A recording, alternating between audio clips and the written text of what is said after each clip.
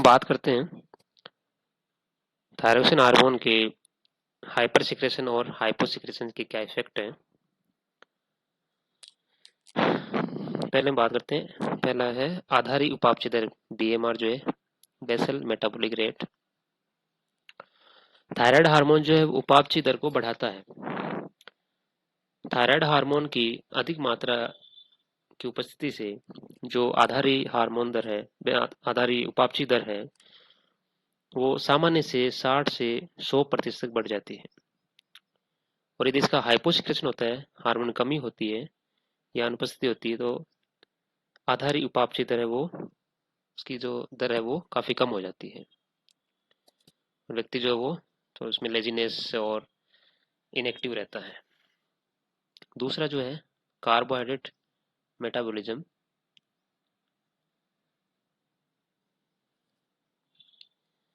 Thyroid hormone का प्रभाव carbohydrate उपापचय की सभी क्रियाओं पर होता है।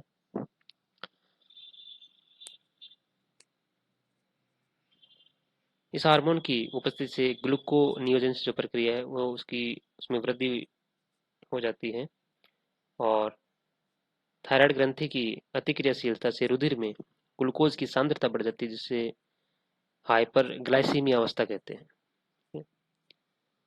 क्योंकि ऐसा माना जाता है कि थायरोक्सिन जो है वो इंसुलिन हार्मोन के अपघटन के लिए भी उत्तरदायी है और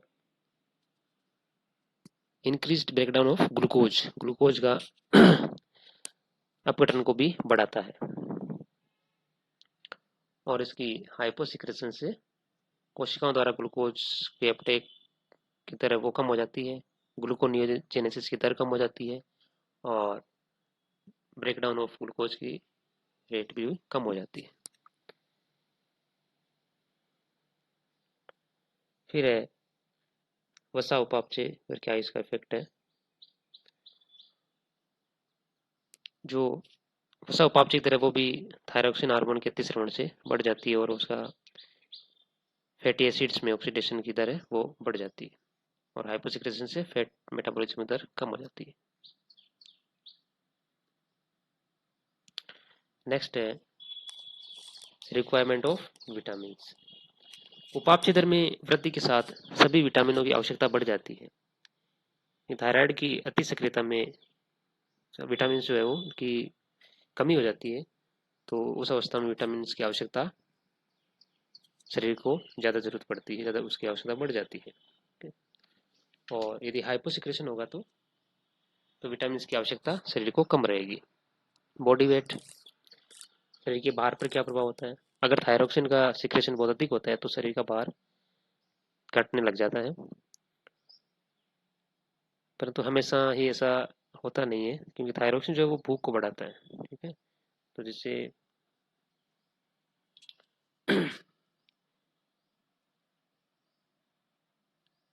कभी भी वेट की बढ़ने का चांसेस भी रहते हैं। और हाइपोसिक्रेशन क्या है, बॉडी वेट है वो इंक्रीज होता है। ठीक है, हाइपर सिक्रेशन से बॉडी वेट कम होगा, हाइपोसिक्रेशन से कमी से बॉडी वेट बढ़ जाता है।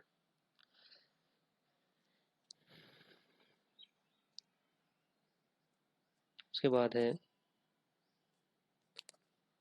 Cardiovascular system, increased blood flow and cardiac output. ठीक है, रक्त संचरण की दर और जो हृदय निर्गमन है कार्डिक आउटपुट उसकी दर में बढ़ोतरी होती है, हार्ट रेट बढ़ जाती है, पल्स जो प्रेशर है, ठीक है, नाड़ी दाब है, उसमें वृद्धि हो जाती है और हाइपोसिक्रेसिस के विपरीत प्रभाव उत्पन्न होते हैं।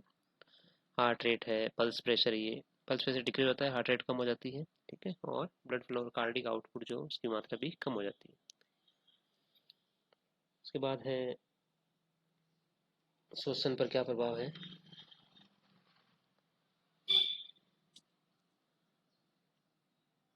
ऑक्सीजन अपटेक बढ़ता है। ठीक है, जब हाइपर सिक्रेशन होता है तो इंक्रीज इन ऑक्सीजन अपटेक, तो क्या होगा उससे, तो श्वसन की दर भी है वो भी बढ़ जाती है और हाइपोसिक्रेशन से श्वसन की दर कम हो जाती है। मसल्स, मांसपेशियों पर क्या इफेक्ट है इसका, देखते हैं।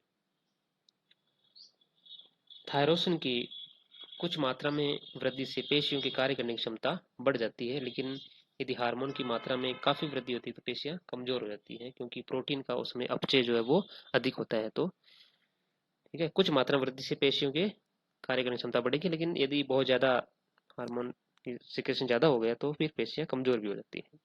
और थायराइड हार्मोन की कमी से क्या हो जाएगा, पेशियां जो वो सुस्त हो जाती हैं और संकुचन के बाद उनमें शिथिलन भी धीरे धीरे होता है।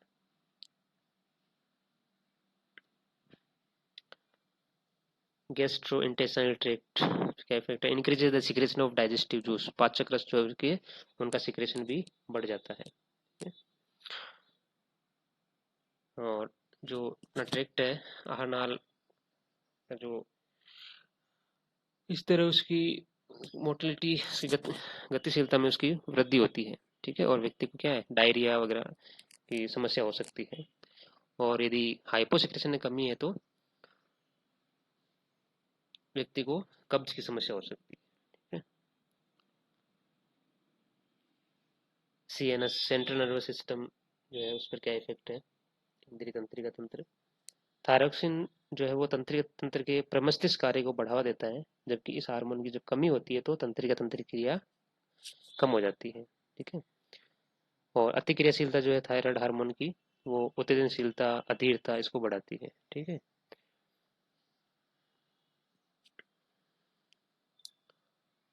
और कमी से व्यक्ति लेस अलर्ट, लेजीनेस उसमें रहेगी, इनएक्टिव सा रहता है।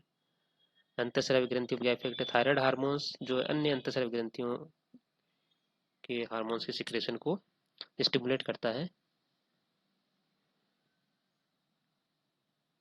और हाइपोसिक्रेशन से अन्य अंतःस्रावी ग्रंथियों पर इसका जो है स्टिमुलेशन का प्रभाव कम हो जाएगा। विभिन्न ऊतकों में विभिन्न हार्मोन की आवश्यकताओं को यह हार्मोन बढ़ाता है। ठीक है, सेक्सुअल फंक्शन क्या है, in man there is increase in libido. ठीक है, यानी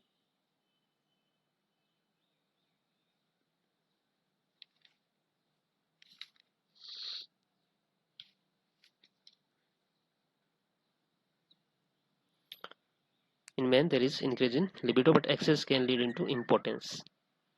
यानी इस हार्मोन की कुछ अधिक मात्रा से कामुकता की भावना में वृद्धि होती है, लेकिन बहुत ज्यादा अगर एक्सेस इस हार्मोन का है तो उससे इम्पोर्टेंस यानी नपुंसकता भी आ सकती है। और वुमेन्स में एक्सेसिव जो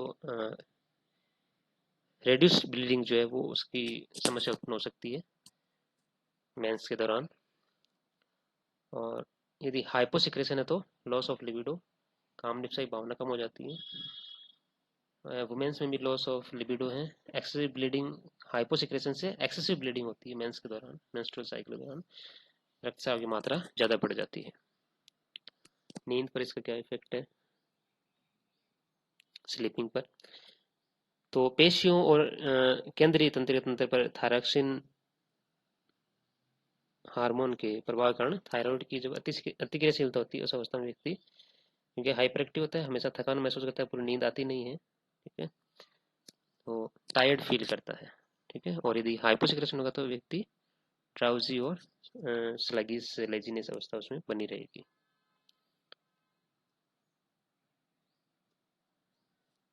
ये कुछ एग्जांपल्स हैं हाइपोथायराइडिज्म के। इसमें एक डिजीज है क्रेटिनिज्म और एक है मिक्सिडिमा। ठीक है, तो यदि हार्मोन्स की कमी होती है थायराइड हार्मोन की बाल्यावस्था में, ठीक है, तो उसको अपन कहते हैं क्रेटिनिज्म। और यदि वयस्क अवस्था में इस हार्मोन की कमी हो जाती है तो उसको अपन कहते हैं मिक्सिडिमा। ठीक है,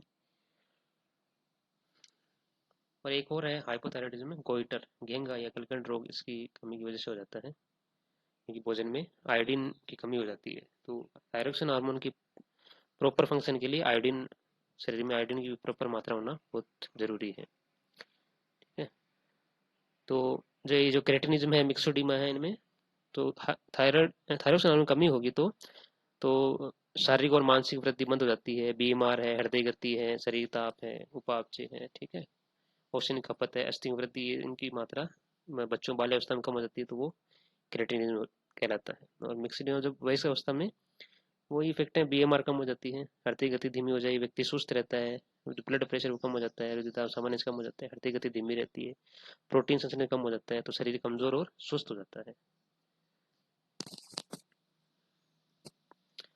और एक है हाइपरथायरॉयडिज्म, जिसमें ग्रेव्स डिजीज हो जाती है। ठीक है, ग्रेव डिजीज किसका इफेक्ट है? हाइपरथायरॉयडिज्म का है, जिसमें जिसको नेत्रोस नेत्रोसंधि गलगंड भी कहते हैं, एक्सोप्थेल्मिक गोइटर कहते हैं इसको, एक्सोप्थेल्मिक गोइटर। ठीक है, तो इसमें क्या होगा, जो थायराइड ग्रंथि है वो फूल जाती है और नेत्र गोलकों के नीचे वो श्लेष्मा इकट्ठा हो जाता है, तो नेत्र गोलक जो बाहर की ओर उभरे हुए नजर आते हैं, आंखें बाहर की ओर निकली हुई रहती हैं, दैट इज एक्सोप्थेल्मिक गोइटर। तो ये कुछ महत्वपूर्ण इसके